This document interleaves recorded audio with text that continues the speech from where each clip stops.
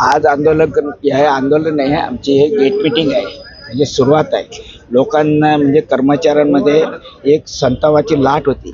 या कर्मचाऱ्यावरती दबाव टाकत आहे अधिकारी लोक की हे अदानीचे जे मीटर आहे स्मार्ट मीटरच्या नावाखाली लावत आहे, परंतु हे स्मार्ट प्रीपेड मीटर आहे. हे अदानीनं या ठिकाणी बसवत आहे.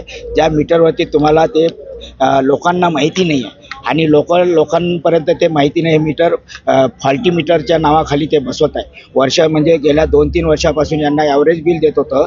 आता ते मीटर जसं या निवडणुका झाल्यानंतर यांनी बसवायला घेतलेलं आहे आणि याचं तीव्रता वाढलेली आहे. कुठल्याही प्रकारचा आदेश नाही, फक्त कामगारांना त्या ठिकाणी जाणं, सर्व बायोडाटा त्यांच्याकडे आहे. या गोष्टीला आमचा विरोध आहे.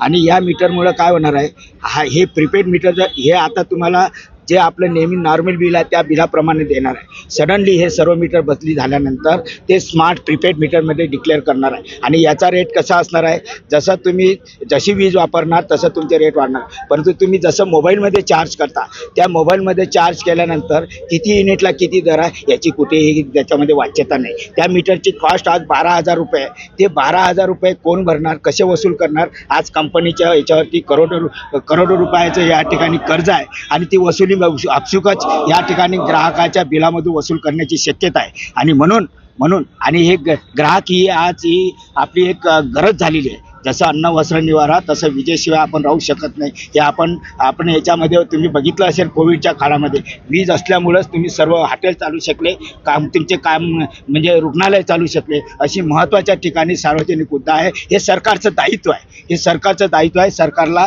जनतेला ग्राहकांना स्वस्त वीज देणं हे सरकारचं दायित्व आहे. म्हणून या विजेचा धंदा हा जे आहे हे सार्वजनिक क्षेत्रामध्ये न देता, आपल्या खाजगी क्षेत्रामध्ये न देता सार्वजनिक वितरण प्रणाली चालवा. आमचा टेक्नॉलॉजीला विरोध नाही, परंतु अदानीलाच का?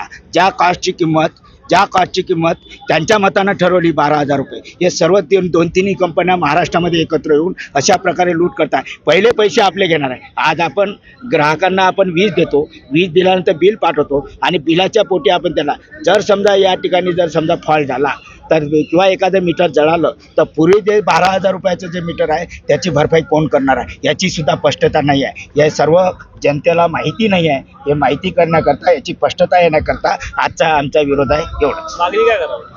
मागणी जर समजा हे आता कसं आहे, कामगाराच्या नोकऱ्या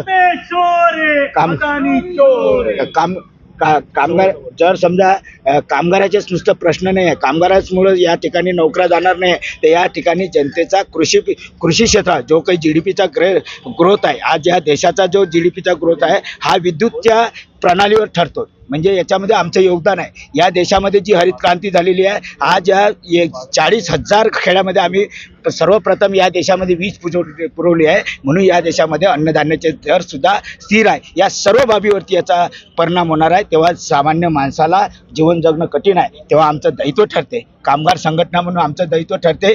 नोकरीच्या पहिले आमच्या या ठिकाणी देशाचं हित महत्त्वाचं आहे. याच्यासाठी आम्ही जनजागृती करणार. पुढचं आंदोलन आमचं सर्व जनताला जागृत करून जनतेसोबत आम्ही राहणार आहोत.